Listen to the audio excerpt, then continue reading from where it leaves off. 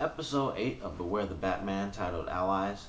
This episode, even though of course it had a villain, it was Wells and his lawyer slash enforcer, Phosphorus Rex, which is a really cool name.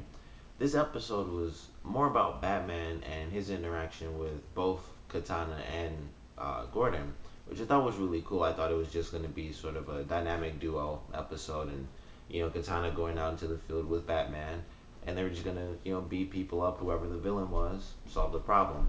But this episode actually added a lot to the story. We got the bat signal, which was really cool, and Gordon's Barbara, Gordon's daughter Barbara, she was kidnapped, and so he sees the little batarang in her room, and it gives him the idea for the bat signal. And it was really cool. Obviously, it's going to be the first of many times we get to see it. Hopefully, maybe not this season because just because of how the story is going. It's sort of the beginning of their relationship, but we do get to see the bat signal, so it just makes the episode pretty cool. It was a pretty big surprise to me, but I really enjoyed the episode because, like I said, I thought it would just be, you know, Batman and Katana going out, beat up the random villain, and that was the episode. But we got to see more of Gordon. In the beginning of the episode, Gordon and Batman talk again, and Gordon's like, you forced my hand, we got to take you in. And then, of course, when his daughter's kidnapped and he knows he can't do anything, he does call on Batman using the bat signal.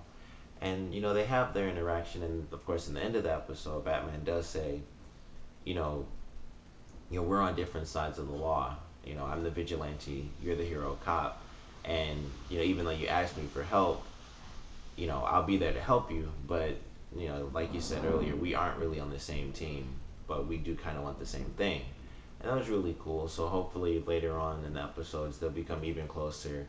And of course, eventually it'll end up like typical Batman, where Gordon does let Batman do his own thing before the cops come in, or even if the cops are there first, he will let Batman come in and investigate things on his own because he can do more than the cops can.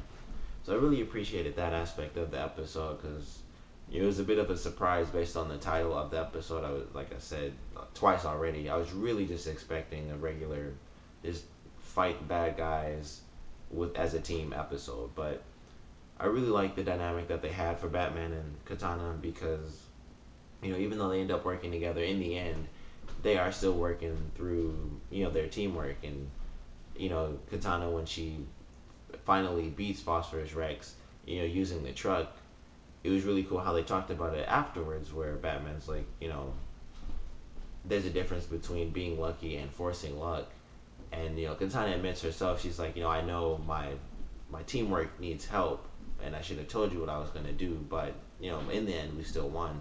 So I really appreciate how he wasn't like just super mad at her for not explaining her plans. He's like, you did save, you did help me save Barbara, and even though you didn't exactly say it, in the end everything worked out the way we wanted it to, and we can just work on that as a team because that's what we are now. So I'm excited to see that in future episodes. I was glad to see Will come back. I liked him in the Humpty Dumpty episode, and even though it was sort of a small part, we got to see him a little bit more. I feel like we still don't really get to see him do much. We really get more of his personality than his actions, which isn't too bad. I do like his character. He seems kind of interesting. He has all gold shiny teeth, which I just thought was interesting. But it was cool to see him come back. And Stag Industries is still just a huge part of the story. And it starts off with them stealing stuff from Stag Industries. So I feel like Stag is still gonna come back somehow from prison, and it's gonna be even more of a part of the story.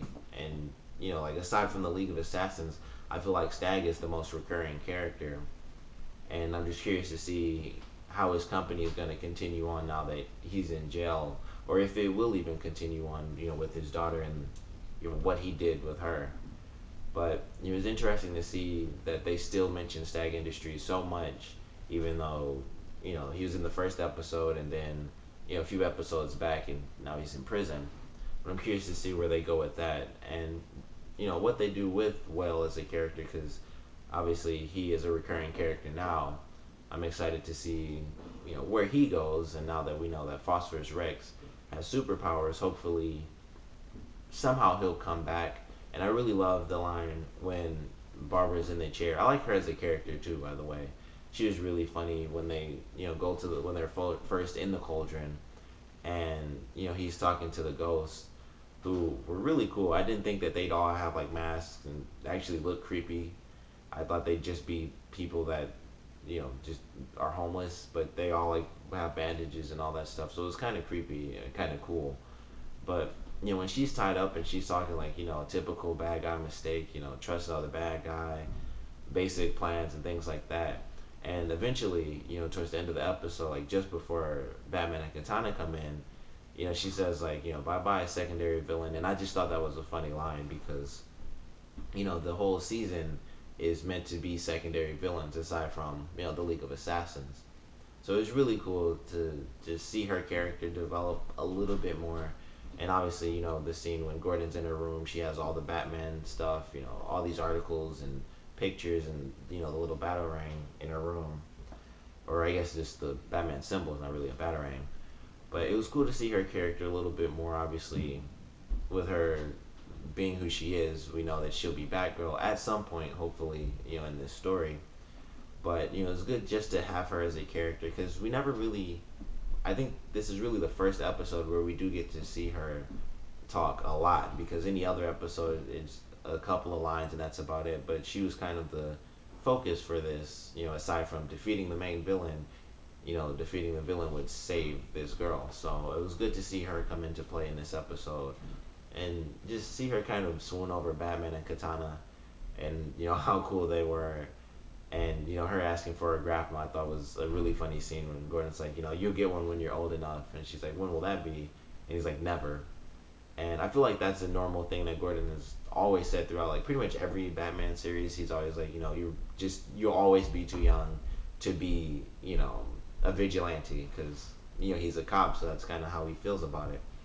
But overall, I really loved the episode. Like I said, I was really glad to see that it wasn't just what I expected it was, or expected it to be. It was also, Gordon and Batman together, and their relationship developing, as well as Katana's and Batman's.